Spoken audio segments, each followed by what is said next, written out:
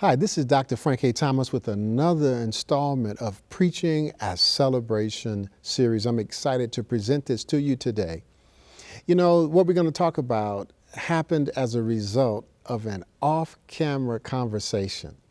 You know, our program is dynamic, and, you know, all of our folks, we're involved and we're active and we're discussing because we're excited about what we're presenting to you. And so I was responding to a question off camera, and it got so good that I turned to the camera. It was too hot for you not to have. So I just went to the camera. So watch this shift. One of the most common mistakes that I experience in preaching is that people are not sure what they believe. And so people who have conviction, even if they're wrong, are believable than people who are right with no conviction. So when people have no conviction, so sometimes we go to these academic schools and we come out of these things, we've got so much intellectual knowledge that we don't know what we believe. And when we don't know what we believe, it's conveyed to the audience because the audience wants to know, do you believe it?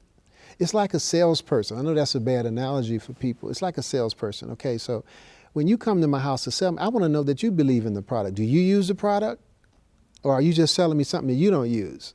So same thing in preaching. I mean, people want to know that you believe it. People have what's called a believability meter, and they decide how believable you are. And so if you don't believe it, I don't think you can really preach it. So the issue becomes, what do you believe? I call this core belief. What's your core belief? What is it that you believe? So I say to people in my classes, don't preach your doubts, preach what you deeply believe, because people have their own doubts and they don't need yours. Why do people need your doubts? They got their own. People come to church to know what you believe. And I say, not that everybody has to believe what you believe, but I have always wanted the minister or the preacher to explain what they believe, and I can use it as a wall to bounce off my thinking. I may disagree with the preacher, I may agree with the preacher, but when I get through, if I know what you believe, it helps me clarify what I believe, which I believe is one of the great benefits of preaching, that each person comes to know what they believe. So my word to you is that preach what you deeply believe. What's your core belief? What is it that you most deeply believe about God? What is it that you believe? And if you don't believe it, don't preach it. Because people have enough of their doubts. They have their own, they don't need yours.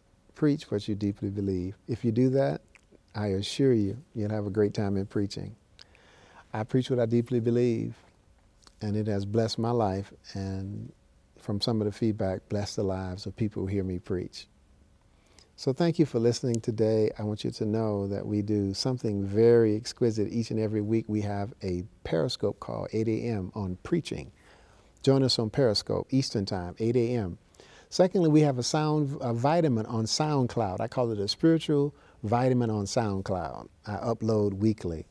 Then each Monday, we release another video in this series, Preaching a Celebration. And on Friday, we release a video from another series called Living Your Passion. It's a phenomenal piece of work. You'll enjoy it. Living your passion from the inside out. Many people have been blessed. I'm sure you will as well.